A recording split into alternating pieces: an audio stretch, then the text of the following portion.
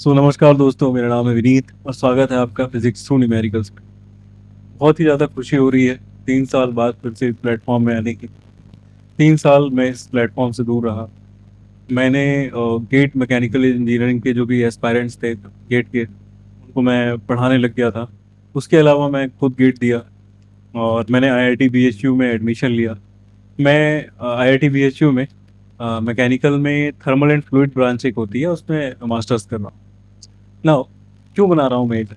मैंने देखा है कि जो भी अनपेड चैनल्स आज के टाइम पे यूट्यूब पे अवेलेबल है, जितना भी रिसोर्स आज यूट्यूब पे अवेलेबल है अनपेड, उसमें जो एडवांस जो डिमांड कर रहा है, मेंस और एडवांस जो डिमांड कर रहा है, या तो टीचर्स एकदम बेसिक से पढ़ाते नहीं है उस लेवल का कि एक न्यू बच्चा जो है वो उसको समझकर वो न्यूमेरिकल्स लगा पाए, या फिर वो पेड नहीं है या फिर उस लेवल का नहीं है जो मेंस और एडवांस आज के टाइम पे डिमांड कर रहा है। इस चैनल के माध्यम से मैं उन स्टूडेंट्स को एड्रेस करना चाहता हूँ, उन स्टूडेंट्स से जुड़ना चाहता हूँ जिनके पास वो क्वालिटी एजुकेशन आज भी फ्री ऑफ कॉस्ट अवेलेबल नहीं है, या फिर अवेलेबल है तो उस लेवल की नहीं है जो भी आज के टाइम पे जो एग्जाम्स हैं वो डिमांड करते हैं। तो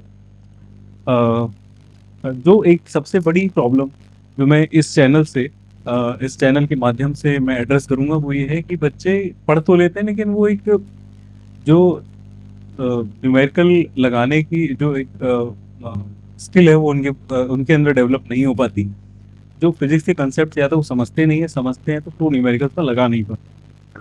तो इस चैनल के माध्यम से अपने वीडियो लेक्चर्स के माध्यम से मैं यही कोशिश करूंगा कि वो बच्चे उनके अंदर न्यूमेरिकल्स लगाने की स्किल डेवलप हो पाए। और साथ में मैं ऐसे पढ़ाऊंगा कि हम फिजिक्स के न्यूमेरिकल्स जो ऑलरेडी आ रहे हैं रियल वर्ल्ड प्रॉब्लम में ऑलरेडी अप्लाई कर करके उन न्यूमेरिकल्स को सॉल्व कर करके हम उन फिजिक्स के उन कंसेप्ट्स को बहुत अच्छे से समझ पाएँ और उसको लगा पाएँ, उसमें बहुत अच्छे से रम पाएँ, उसको बहुत अच्छे से उससे यूज़ टू हो पाएँ, ताकि जो जेईई मेन और एडवांस लेवल का जो एग्ज़ाम है उसमें हम डोमिनेट कर पाएँ। तो जो भी बच्चा इस चैनल को थॉरोली फॉलो करता है, मेरे टेलीग्राम से जुड़ता है और जितने भी मैं न्यूमेरिकल्स और फार्मूला में उनको जो अपने नोट्स देता हूँ, उसको गो थ्रू करता है अच्छे से, उसको बहुत लॉयल होकर उसको फॉलो करता है, बहुत सीरियसली उसको देखता है, तो वो मेंस और एडवांस लेवल को डोमिनेट कर पाएगा, एडवांस लेवल की फिजिक्स। ठीक है। और चाहे वो नीट का हो, चाहे मेंस का हो, चाहे एडवांस का बच्चा हो, जेईई मेंस एडवांस, वो इस चैनल के माध्यम से इतना यूज टू हो जाएगा फिजिक्स के न्यूमेरिकल से कि उसको डर लगना बंद हो जाएगा और वो उन एग्जाम्स में डोमिनेट हो पाएगा। तो स्टार्ट करते हैं। जो आज पहला चैप्टर है वो है बेसिक मैथ्स का। मैं फिजिकल मीनिंग समझाऊंगा इस लेक्चर में, किस चीज़ का, डेरिवेटिव्स का, और उसका कैसे अपने को सॉल्व करना है कोई भी न्यूमेरिकल, जो भी मतलब इतना मैं पढ़ा दूंगा डेरिवेटिव और इंटीग्रल, कि अगर आने वाले लेक्चर में बच्चा वैसा कोई सवाल आता है जिसमें इस चीज़ का एप्लीकेशन हो तो उससे डर ना लगे। तो भी अभी 11th में आ रहे हैं बच्चे, या फिर उनके, या फिर कोई 12th में है, या फिर 13 का भी है और उसको इस चीज़ का मतलब नहीं मालूम है, अगर केस जैसे बायोलॉजी साइड से है तो वो समझ पाए और इससे उसको डर ना लगे। ठीक है, तो स्टार्ट कर। जो पहली चीज़ जो मैं पढ़ाऊंगा वो है फंक्शन। तो जैसे कि हम देखते हैं कभी लिखा रहता है y equals to F of X. कोई कुछ एक्सप्रेशन दिया होगा एक्स में, जैसे कि साइन एक्स हो सकता है। अब जरूरी नहीं कि साइन ऑफ एक्स ही हो, कुछ भी हो सकता है, कॉस एक्स हो सकता है, कोई एल्जेब्राइक एक्सप्रेशन हो सकता है, कुछ भी हो सकता है। ठीक है, तो इसको मैं अभी जाना होगा मुझे। तो y equals to F of X, इसका मीनिंग क्या है? इसका मीनिंग ये है कि y है फंक्शन किस चीज का, x। अब f जरूरी नहीं कोई f ही लिखा हो, फंक्शन को किसी भी फॉर्म में डिनोट किया जा सकता है। अभी मैंने इसको किससे डिनोट किया है, f से। हो सकता है कोई दूसरा फंक्शन हो जिसका g से डिनोट कर रहे हो। ठीक है, तो इस चीज का मतलब क्या है, y equal to F of X, that is y है फंक्शन किस चीज का, x का। इसका मतलब y वरी कर रहा है इसके अलोंग, x के अलोंग। तो जैसे जैसे y की जो वैल्यू अलग अलग वैल्यूज ऑफ x पे आई, उससे जो हम ग्राफ बनाएंगे तो वो कुछ ऐसा जाएगा, कैसा भी जा सकता है। मतलब फॉर एग्जांपल अगर ऐसा ग्राफ गया तो हम इसको क्या बोलेंगे, y function, graph of y function. ठीक, तो ये हो गया वैल्यू, ये हो गया मतलब किसका, फंक्शन ऑफ x। ठीक है। अब जो दूसरी चीज जो बहुत इंपॉर्टेंट है, हर जगह पे अप्लाई होगी और आपको इसका फिजिकल मीनिंग एक बार समझ में आ गया तो आप बस मजा आ जाएगा इमेजिन करने में। तो जो ये दूसरा कॉन्सेप्ट है वो क्या है, स्लोप। अब अगर सीधे आसान शब्दों में बोलें तो स्लोप ऐसा बोल दिया जाता है कि पर्टिकुलर पॉइंट, लेट से यहाँ पे एक पॉइंट है जिसकी वैल्यू है कितनी, x is equal to a। ठीक, यानी कि यहाँ से ओरिजिन से कितना डिस्टेंस है, a है। ठीक, इस फंक्शन में इस जगह पे y का कितना वैल्यू है, ये होती है value of y, that is this point. इस पॉइंट का जो y कोऑर्डिनेट होगा ना, यानी कि कोऑर्डिनेट जिसे कहा जाता है, इस पॉइंट पे जो y की वैल्यू होगी वो क्या होगी, ये जो लेंथ दिख रही है इतनी ही तो होगी, यही वैल्यू है किस चीज की, y फंक्शन की। कहाँ पे, at x is equal to, that is y at x is equal to a is equal to f a। ये जो लेंथ है यही एफ ए है, यानी कि value of function y at x is equal to a, that is F A. ठीक है, तो ये समझ में आया होगा आपको कि what is value of function y at any particular value of variable x। ठीक, अब हम स्लोप पे, स्लोप क्या है,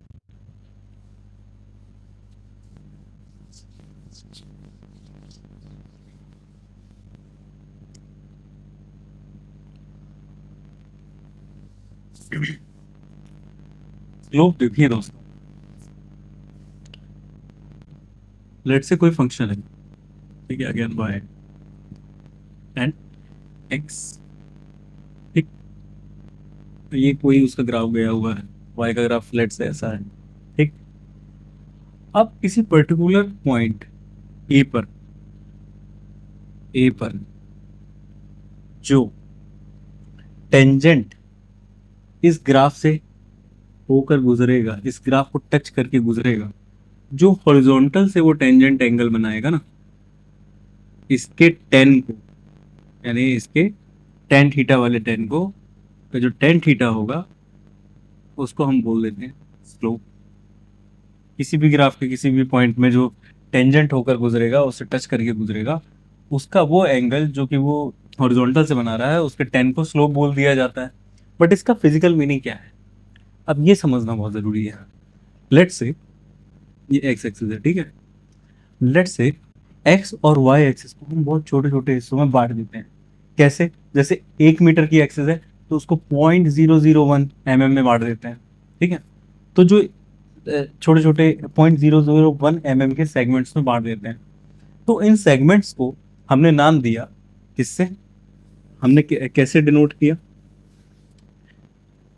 डेल से, डेल एक्स। ऐसे ही अगर वाई को बांट दें तो उसको बोल दिया जाएगा डेल वाई। बहुत छोटे छोटे हिस्सों में, जितना आप इनफाइनेटेसिमली स्मॉल सेगमेंट्स में बांट देना।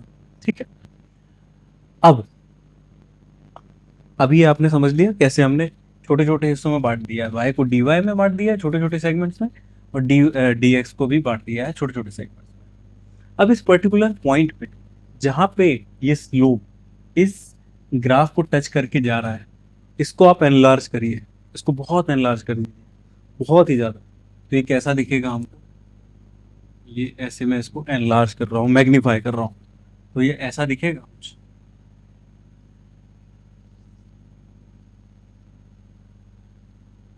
ये एंगल हमारा थीटा हो जाएगा।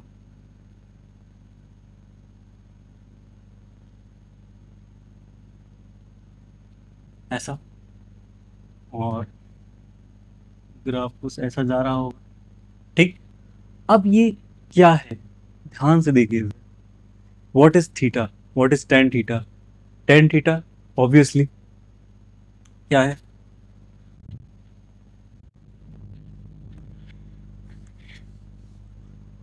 Ten theta is, tan theta is dy by dx। ठीक है, अब ये कहाँ की बात हो रही है? At x is to a, कोई भी random point x is to a, उस टाइम की बात हो रही है। ठीक है, तो हम इसको कैसे डिनोट करते हैं? दिस रेशियो, ये रेशियो है ना दोस्तों, यही टेंजेंट, यही स्लोप है, यही स्लोप है। अब इसका मीनिंग समझाता हूँ आपको, फिजिकल मीनिंग क्या है। dy क्या है? dy क्या है? यहाँ पे और यहाँ पे आपको dy क्या दिख रहा है? चेंज इन y वैल्यू है। ये इस एक्सेस के अलोंग जितना y चेंज हो गया, dx मतलब जो x है वो यहाँ से यहाँ चेंज होने में जो y चेंज हुआ यहाँ से यहाँ तक, यही तो dy है। इसका मीनिंग क्या है? मतलब जैसे ही x dx से चेंज हुआ, हम इस पॉइंट से इस पॉइंट तक आए, तो y की वैल्यू यहाँ से यहाँ चली गई। यानी कि y की वैल्यू जो यहाँ थी, जो ग्राफ यहाँ था, वो कहाँ से कहाँ चला गया? यहाँ तक चला गया। यानी कि y कितना चेंज हो गया? dy। और dy अपॉन dx अपना टेन थीटा है। इसका मीनिंग क्या है? इसका मीनिंग है rate of change of y। ध्यान से सुनिएगा, rate of change of y with respect to x, with respect to x, with respect to change in x। ठीक, यहाँ पे y चेंज हुआ, यहाँ पे x चेंज हुआ। ठीक, यही मीनिंग हुआ किस चीज का? स्लोप का। ठीक है, आई होप ये आप समझ पाए होंगे स्लोप का मीनिंग क्या है। ठीक है, अब इसको कैसे डेमोन्स्ट्रेट किया जाता है? For a particular point A, that is dy upon dx at x is equal to a। ठीक, क्योंकि हमने इस पॉइंट में मैग्नीफाई किया तो हमने बोल दिया rate of change of y with respect to at x is equal to a। ठीक, इस पॉइंट पे हमने मैग्नीफाई किया इसलिए। ठीक है, अब इसी को बोलते हैं फर्स्ट डेरिवेटिव। ठीक है, फर्स्ट डेरिवेटिव।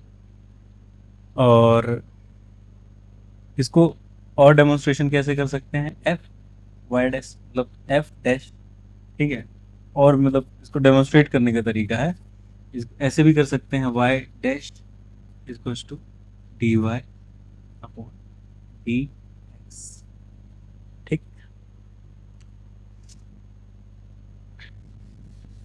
अच्छा मैंने बोला फर्स्ट डेरिवेटिव, तो मे बी सेकेंड डेरिवेटिव भी कुछ होता हो। अब इस चीज को समझने के लिए हमने जो ग्राफ मैग्नीफाई किया उसको गौर से देखेंगे। ठीक, देखिए जो मैग्नीफाई किया था उसी को मैं बना रहा हूँ। ठीक है, स्लाइड आप वीडियो पीछे करके देख लीजिएगा कि मैग्नीफाई करने पे कैसा डायग्राम आया था, उसी को मैं बना रहा हूँ, उसको और मैग्नीफाई कर रहा हूँ। ठीक, dx, लेट्स से ये dy है,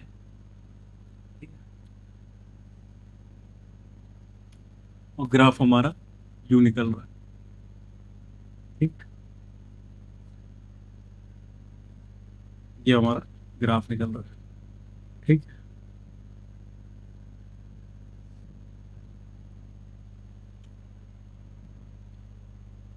अब देखिए, अगर आप इसको ध्यान से देखेंगे तो आप देख पाएंगे कि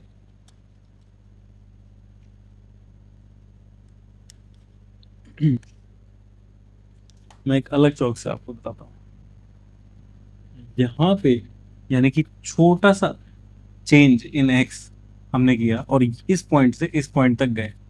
ठीक, तो यहाँ का स्लोप लेट्स से ये आ गया। ठीक, और यहाँ का स्लोप क्या आ गया?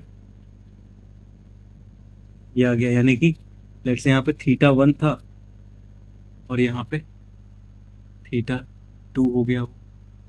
ठीक है, यहाँ पे एक टेंजेंट हमने फिर बनाया, यहाँ पे एक टेंजेंट हमने फिर बनाया, तो हमने देखा कि यहाँ पे भी स्लोप चेंज हो गया। इतने से भी कुछ तो होता ही होगा ना। तो हमने देखा यहाँ का स्लोप जैसे मान लो मैंने बना दिया y dy upon dx at x is equal to let's say a था, ठीक है, at x is equal to a, क्योंकि यहाँ पे जो पॉइंट कितना था वो कितना था, a पॉइंट, और यहाँ का पॉइंट कितना था, यहाँ के x वैल्यू क्या थी, x is equal to a plus D X, ठीक, x is equal to a यहाँ के वैल्यू, ठीक। तो हमने देखा y जो है change, D Y upon D X जो था, ये जो रेशियो था, इस रेशियो को क्या मैंने बोला था, स्लोप, ठीक है, ये चेंज हो रहा था। तो यहाँ का स्लोप कितना था, D Y upon D X, ये जो रेशियो है at at x is equal to A plus D X, ठीक है। अब इसको मैंने बोल दिया लेट से y1 और इसको बोल दिया मैंने y2। तो आप ये बताइए, हमने बोला कि rate of change of y with respect to x is the first derivative and it is equals to dy upon dx, लेकिन मैंने देखा कि dy upon dx ये जो रेशियो है जिसको मैं स्लोप बोल रहा हूँ, ये भी चेंज हो रहा है। तो rate of change of slope क्या होगा वो हम देखते हैं।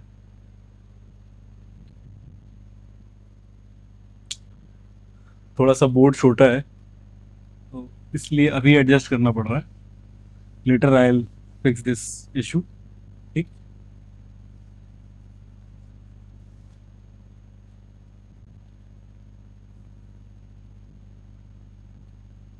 सो रेट ऑफ चेंज ऑफ, अब मैंने यहाँ पे क्या, रेट ऑफ चेंज को ना कैसे डिस्क्राइब कर सकते हो, आप ऐसे कर सकते हो, ठीक है। Rate of change of anything with respect to X ऐसे डेमोन्स्ट्रेट किया जाता है, इसको आप बिल्कुल याद करके रखिए, ठीक है। रेट ऑफ चेंज ऑफ, अब रेट ऑफ चेंज ऑफ मुझे लिखना है स्लोप, स्लोप क्या है, ये रेशियो, इसको मैं लिख दूंगा rate of change of D Y upon D X, इसको टू कितना होगा इस केस में बताइए मुझे, ये होगा डी वाई यानी कि ये वाला स्लोप माइनस ये वाला स्लोप, किसके रिस्पेक्ट टू निकालना है अपने को, डी एक्स के रिस्पेक्ट में।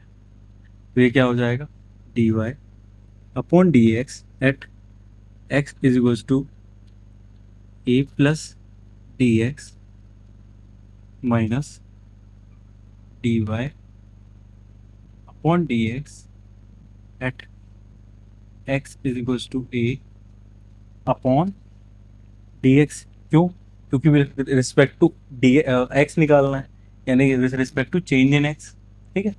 तो ये वाला स्लोप यानी कि y2 minus y1 upon D X is equal to rate of change of slope. This rate of change of slope is called second derivative and expressed as D square Y upon D X square.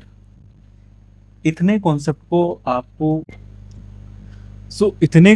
को आपको एकदम याद करके रखना है अपने numericals बनाने के लिए, ठीक है। ये हो गया हमारा डेरिवेटिव का कंसेप्ट। अभी के लिए आप फर्स्ट डेरिवेटिव सेकंड डेरिवेटिव की क्या मीनिंग है वो आप याद रखिए। What is second derivative, rate of change of D Y upon D X, this slope, this ratio is slope. याद करके रखिए, अपनी कॉपी में कहीं लिख लीजिए क्या, this ratio which is dy upon dx at particular point is slope this ratio at particular point x, let's say it is a, at x is equals to a, is slope of the graph at point a, ठीक। ये ratio हमारा slope है, किसी भी point पे ये ratio हमको slope देगा, ठीक है। और किसी भी पॉइंट पे rate of change of this ratio which is slope is second derivative which is, इसको ऐसे भी डेमोन्स्ट्रेट किया जाता है, ठीक, डी स्क्वायर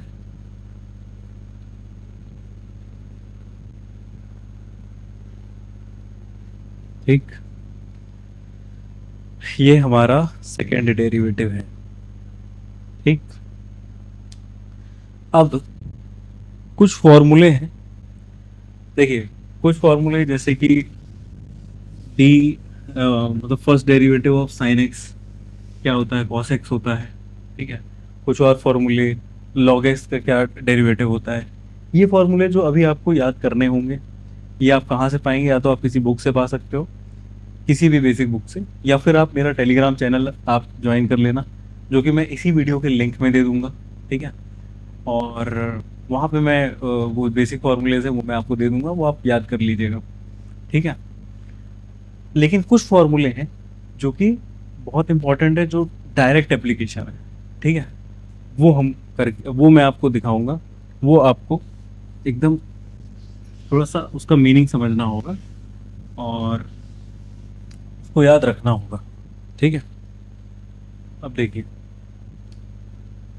एक फॉर्मूला है y is equal to, let's say कोई एक्सप्रेशन दिया हुआ है एक्स एन, यहाँ पे एन क्या है, कोई भी कांस्टेंट हो सकता है, 3 4 5 1 2 3 कुछ भी हो सकता है।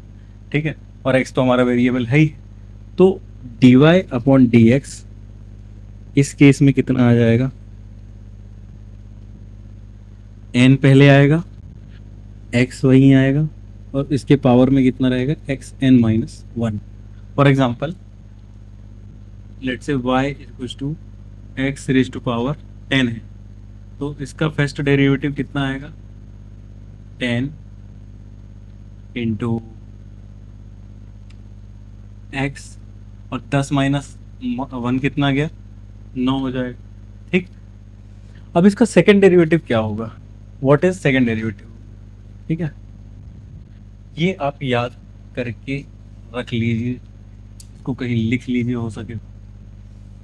ठीक, इसको लिख कर रखिए आप।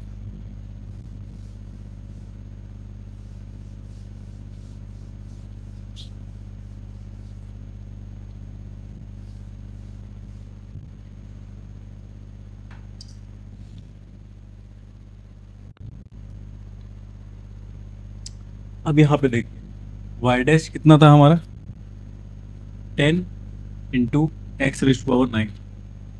अब y सेकंड डेरिवेटिव, ये फर्स्ट डेरिवेटिव था। ठीक है, सेकंड डेरिवेटिव कैसे डेमोन्स्ट्रेट करते हैं, डबल डैश लगाकर, ये क्या हो जाएगा, d into D x upon D x, इसका डेरिवेटिव y डैश का, इसको दोबारा डेरिवेट करोगे तो कितना आ जाएगा, डेरिवेट करने का मतलब यही, उसका रेट ऑफ चेंज निकालना, इस डेरिवेटिव। ठीक है, ठीक है,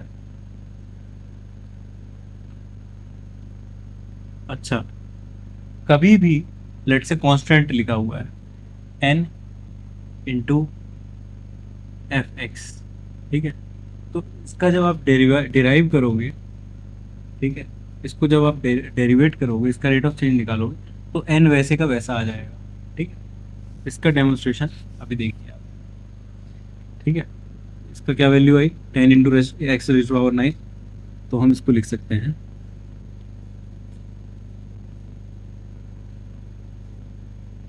10 एक्स रेज टू पावर 9।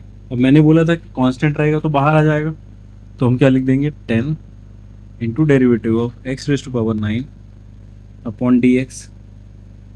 ठीक है, अब ये कांस्टेंट तो कांस्टेंट है, वो वैसे का वैसे ही रहेगा, तो इसको आप लिख दीजिए 10, लेकिन एक्स रेज टू पावर 9 का डेरिवेशन क्या होगा, कैसे निकल के आएगा, X raise to power n, जो मैंने अभी फॉर्मूला बताया उसी से, इंटू, तो एक्स रेज टू पावर 9 का derivation 9 into X raise to power 9 minus 1, that is 8।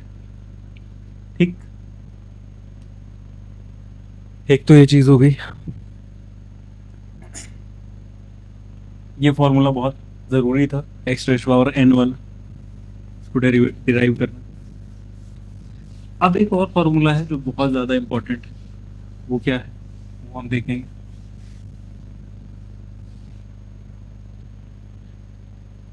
वो फॉर्मूला है, लेट्स कोई फंक्शन दिया है, उसके अंदर एक और फंक्शन है, जैसे कि y is equals to sine into 2x। अब देखिए, एक तो ये फंक्शन है अपने आप में, ठीक है, और इस ब्रैकेट वो किसका फंक्शन है, फंक्शन का। क्यों? क्योंकि 2x एक एल्जेब्राइक इक्वेशन है और वो भी एक फंक्शन कहलाया गया, किसका, x का। तो हम इसको कैसे लिख सकते हैं, y is equals to F of G X, ठीक। y एक फंक्शन है जो कि gx का फंक्शन है, यहाँ पे साइन एक फंक्शन है जो कि 2x का फंक्शन है, ठीक है, और 2x भी एक फंक्शन है, ठीक है। तो इस केस में जब हम डिराइव करेंगे, इस केस में y डैश कितना होगा, y डैश क्या होगा, f डैश gx इंटू जी डैश x, यानी कि वैसा ही डिराइव करेंगे जैसे कि gx कोई नॉर्मल एक केवल x होता, और फिर इसको मल्टीप्लाई करेंगे किससे, अंदर वाले फंक्शन के फर्स्ट डेरिवेटिव से। जैसे कि इस केस में साइन का डेरिवेटिव क्या होता है, first derivative cos x, cos of 2x, और 2x का डेरिवेटिव क्या होगा, यहाँ पे क्या है 2, तो कांस्टेंट है तो बाहर आ जाएगा, और x का x रेस्ट पावर n वाला केस है यहाँ पे, और यहाँ पे n कितना है, 1 है, इंटू इंटू 2। चलो थोड़ा सा डिफाइन ही कर देता हूँ, D upon D x of 2x, ठीक। तो इसको हम क्या लिख सकते हैं, cos of 2x into 2 x raise to power n minus 1 equals to 0, that is 2 into cos of x। अच्छा दोस्तों, आपको वो फॉर्मूले थोड़े से याद करने होंगे जो मैं दूंगा, और आप 11th क्लास में होंगे तो भी आप थोड़े तो अक्वाइंटेड होंगे अगर आप अपने बुक के थ्रू गो थ्रू हुए होंगे बुक से, कि किन फार्मूलेस की मैं बात कर रहा हूँ, जो बेसिक फार्मूला जो फर्स्ट चैप्टर में दिया होता है बेसिक मैथ्स में, ठीक है, चाहे वो एनसीईआरटी हो, चाहे वो एसएलआर हो या फिर कोई भी किताब आप देख रहे हो, एससी भी देख रहे होगे, उसमें भी दिया होता है, ठीक है। अच्छा, मैं किन बुक्स का यूज़ करता हूँ पढ़ाने के लिए, एक तो Resnik Halliday, Resnik Halliday Halliday दूसरी किताब जो मैं फॉलो करता हूँ वो है डीसी पांडे, डीसी पांडे,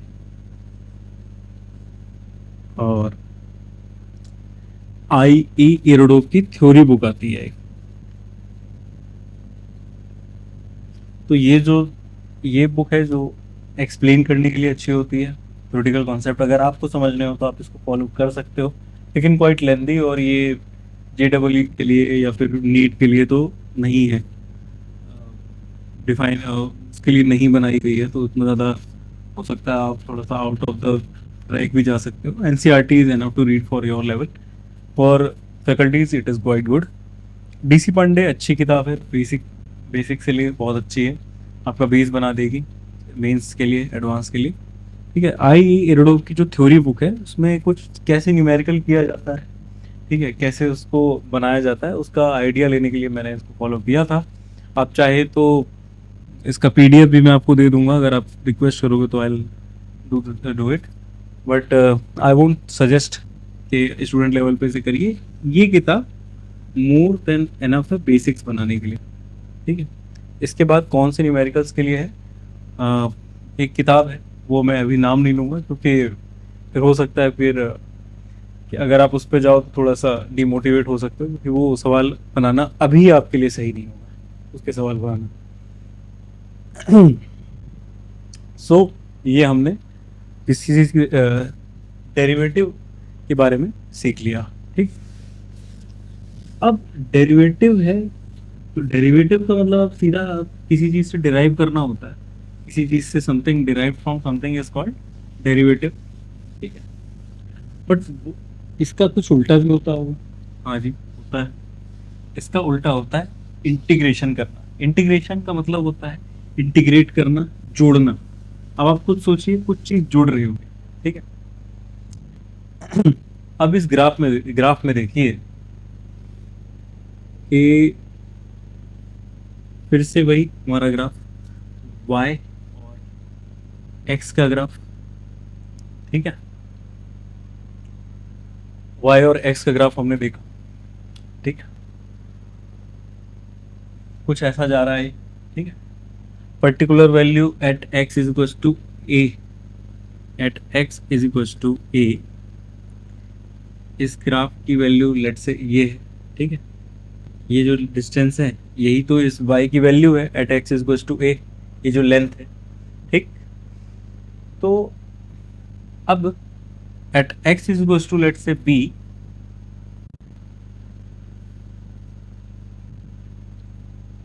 इसकी कोई और वैल्यू होगी, ऑब्वियसली भाई होगी ही होगी, ठीक है।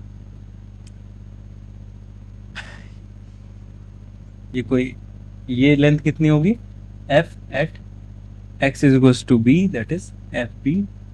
ये लेंथ कितनी होगी, f at x is equal to a, that is, ठीक है। अब देखिए ध्यान से, ये लाइन है, मैंने बताया था एक्स एक्सिस को हम छोटे छोटे सेगमेंट्स में डिवाइड करेंगे और उस सेगमेंट्स का जो लेंथ होगी वो कितनी होगी, dx होगी, ठीक। लेट से ये वो सेगमेंट है, ये जो छोटा सा सेगमेंट दिख रहा है, ठीक।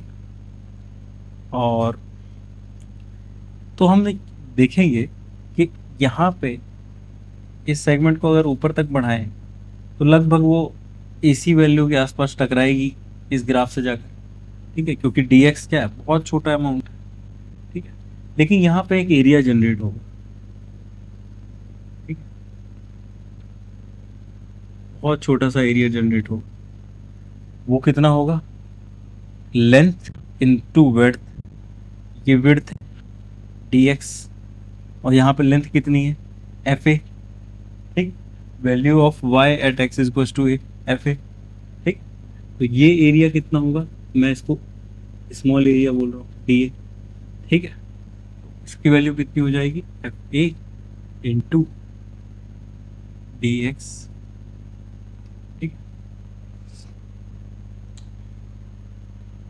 वैसे आप इसको fa ना बोल के किसी भी पर्टिकुलर पॉइंट x पे बोल दीजिए, ठीक है।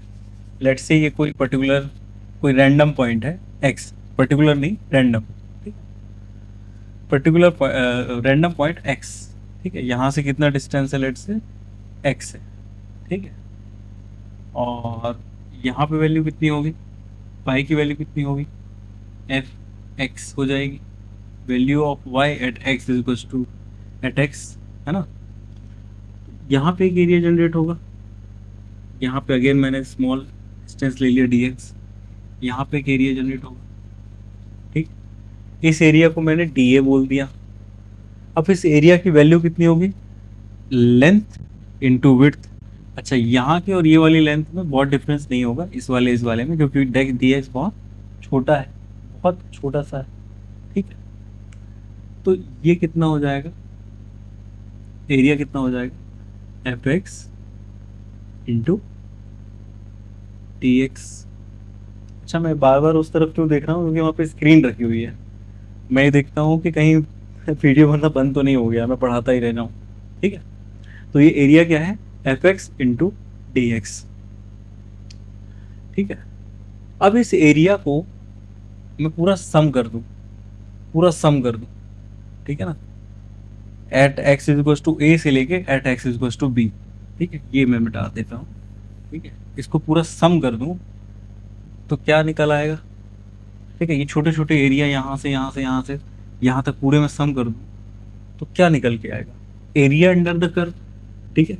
ये जो ग्राफ है इसके नीचे का area x is equal to a से लेके x is equal to b तक ये निकल आएगा। यहाँ तक अगर मैं छोटे छोटे एरियाज को बांटता ऐड करता चला जाऊँ, जैसे कि ये एरिया, ये एरिया, ये एरिया, ये एरिया, ये एरिया, ये एरिया, पूरा मैं अगर मैं ऐड करता जाऊँ, ठीक है, छोटे छोटे एरियाज को मैं ऐड करता जाऊँ पूरा, ठीक, तो क्या निकल के आ जाएगा, area under the curve y from x is equals to a to x is equals to b। ठीक, इसी एरिया को मैथमेटिकल लैंग्वेज में जो हम लिखते हैं क्या होता है, समेशन। अच्छा, समेशन, ये समेशन का साइन है, ऐसा सॉरी ये इंटीग्रेशन का साइन है। इंटीग्रेशन यानी कि बहुत छोटे छोटे एरियाज को हम जोड़ते हैं, तो हम कैसे किससे डेमोन्स्ट्रेट करते हैं, इंटीग्रेशन के साइन को, जिसका सिंबल ऐसा होता है। तो छोटे छोटे एरियाज को जब हम ऐड करेंगे, इंटीग्रेट करेंगे, इंटीग्रल का साइन है। ठीक है, इंटीग्रेट यानी कि जोड़ना, छोटे छोटे एरियाज को हमने जोड़ा, इंटीग्रेट किया। ठीक है, तो छोटे छोटे एरियाज को जब हम ऐड करते जाएंगे तो क्या आएगा, यहाँ से let's say x is to a से x इज टू b तक किया, तो हम इसको कैसे लिखेंगे मैथमेटिकल लैंग्वेज में, एफ एक्स, ये स्मॉल एरिया था a, x is equals to a, x is equals to b तक, जो इसका छोटे छोटे एरियाज का इंटीग्रेशन है, समेशन है, यानी कि जुड़ाव है, वो उसको कैसे हम डेमोन्स्ट्रेट कर देते हैं, x F x into D x, यानी कि स्मॉल एरिया यही। ठीक है, स्मॉल एरिया कितना निकला था अपना, length into width, that is f x into D x, यही हमने यहाँ पे लिखा है। और वह लिमिट लगा दी है, एक्स इज टू ए से लेके एक्स इज टू बी तक। ठीक है, ठीक, तो मैंने क्या देखा, integration of function y that is f x from x is equal to a to x is equal to b क्या था, area under the curve y from x is equal to a to x is equal to b। ठीक है, तो ये था इसका meaning, इसका physical meaning, integral का मीनिंग। ठीक है, इंटीग्रेशन का मीनिंग। तो अब ये आप, आई होप आप अच्छे से समझ पाए होंगे। कोई डाउट है तो आप कमेंट कर सकते हो, या तो फिर डायरेक्टली मुझे मेरे टेलीग्राम चैनल से पूछ सकते हो। ठीक है,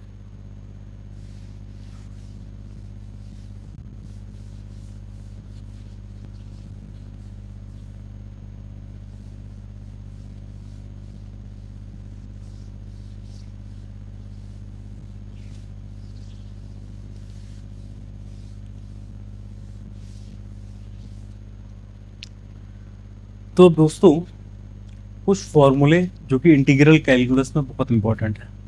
ठीक है, वैसे तो और भी फॉर्मूले हैं जो आप खुद देखेंगे और जो मेरे टेलीग्राम चैनल से आपको मिल जाएंगे, या फिर आपकी किताब में दिए होंगे, कोई भी बेसिक किताब आप उठा लीजिए, उसके स्टार्टिंग के जो चैप्टर होगा फिजिक्स का 11th का, उसमें दिया होगा कि कौन से न्यूमेरिकल, कौन से फॉर्मूले जो इंपॉर्टेंट है वो आपको याद करने ही होंगे। इस स्टेज में आपको याद करना ही होगा।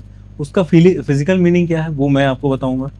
ठीक है, बट अभी के लिए आप इतना याद कर लीजिए जो मैं पढ़ा रहा हूँ। ठीक है, और जो फॉर्मूले हैं वो आप भले याद नहीं कर सकते हो, बट उसको सामने रखो। ठीक है, उसको सामने रखो कि क्या इंटीग्रेशन है, उसको एक कार्ड में लिख के रख लो। जितने भी बार आप सवाल लगाओ तो उसको एक बार देख लो, आपको धीरे धीरे इतने सवाल अपन लगाने वाले हैं कि वो अपने आप याद हो जाएगा। ठीक है, तो अब देखिए कि एक फॉर्मूला क्या है, x raise to power n. ठीक है, एन यहाँ पे अगेन कोई भी कांस्टेंट हो सकता है, 1 2 3 4 5 कैसा भी इंटीजर हो सकता है। ठीक है, इसका जो इंटीग्रल होगा, ठीक है, इसका जो इंटीग्रल होगा वो कितना आएगा, x is equal to n, मतलब इसका जो इंटीग्रल होगा वो इक्वल टू होगा किसके, x n plus one point n plus one का, जस्ट अपोजिट टू डिफरेंशिएशन जैसा, अगर आपको याद हो तो। ठीक है, तो लेट्स से अगर और दोनों ही केस में अगर किसी कांस्टेंट से मल्टीप्लाई करते हैं हम किसी फंक्शन को, तो डेरिवेटिव और उसमें कोई फर्क नहीं आता है, सिंपली उसको बाहर ले जाना होता है। ठीक है, डेरिवेटिव हो चाहे इंटीग्रल हो। लेट्स से यहाँ पे मैं 4 लिख देता, ठीक है, तो सिंपली आपको कुछ नहीं करना था, 4 बाहर ले आना था। ठीक है, अभी के लिए आप इतना याद रखिए, बहुत ज़रूरी फॉर्मूला है। ठीक है,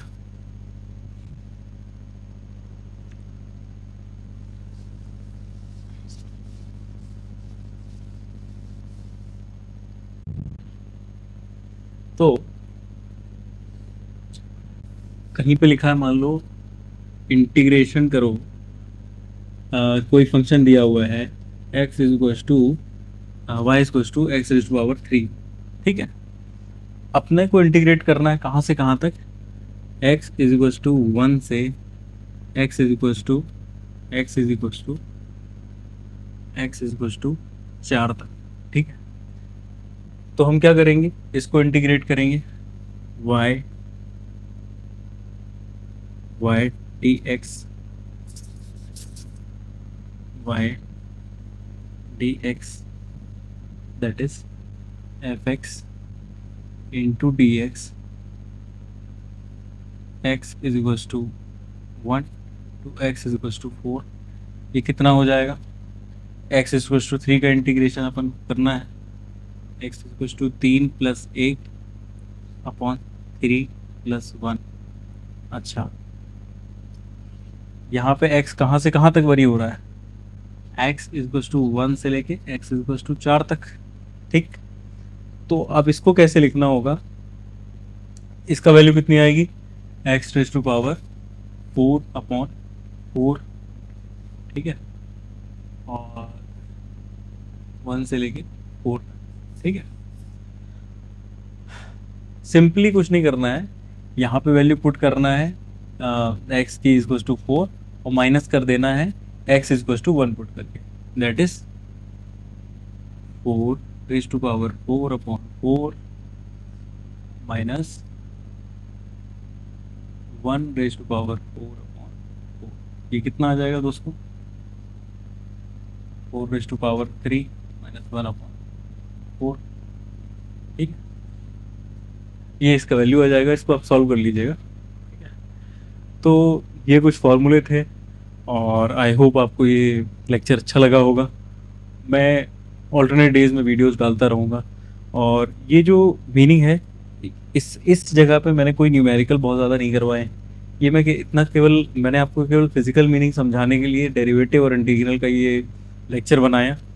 मैं चाहता तो था कि डायरेक्ट मैं वेलोसिटी वगैरह से, काइनेमेटिक्स और उस सब चीज़ों से या फिर न्यूटन्स लॉज ऑफ मोशन से स्टार्ट करता, ताकि एक्चुअल फिजिक्स में आपको पढ़ा पाता। ये तो मैथ्स का हिस्सा है जो कि अप्लाई होगी, बट इसलिए मैंने किया ताकि आपको एक आइडिया लग जाए, आपको डर ना लगे किसी भी मैथ्स के एप्लीकेशन से आने वाले लेक्चर्स में। अगर आप हो सके तो आप खुद से उन फॉर्मूले को, जो मैंने बोला है कि किताब से देखना, उसका यूज़ करके आप उसको वो करिएगा, उसकी प्रैक्टिस कीजिएगा अपनी बुक से, कुछ न्यूमेरिकल देके, ताकि आप मैथ्स के बेसिक्स से आप गो थ्रू कर लें, आप थोड़ा सा यूज टू हो जाइए। जो मैं आप आने वाले समय में पढ़ाऊँगा वो होगा वेक्टर में बहुत अच्छे से पढ़ाऊँगा, उसके न्यूमेरिकल्स, फिजिक्स के न्यूमेरिकल्स होंगे जो कि एक्चुअल में सवाल जो लेक्चर में आते, उसमें आते हैं, एग्ज़ाम्स में आते हैं, वो मैं कर पाऊँगा, वो अपन करेंगे। तो ये केवल एक इंट्रोडक्टरी मैथ्स का एक लेक्चर था। आई होप आपको अच्छा लगा होगा, और अच्छा लगा हो तो सब्सक्राइब कीजिएगा, शेयर ज़रूर कीजिएगा छोटे भाई बहनों से, और जो भी 11th-12th में बच्चे पढ़ रहे हैं उनसे। एंड फीडबैक दीजिए कमेंट में, कैसा है, क्या इम्प्रूव करने लायक है, प्लीज़ बताइएगा। थैंक यू, बहुत बहुत धन्यवाद।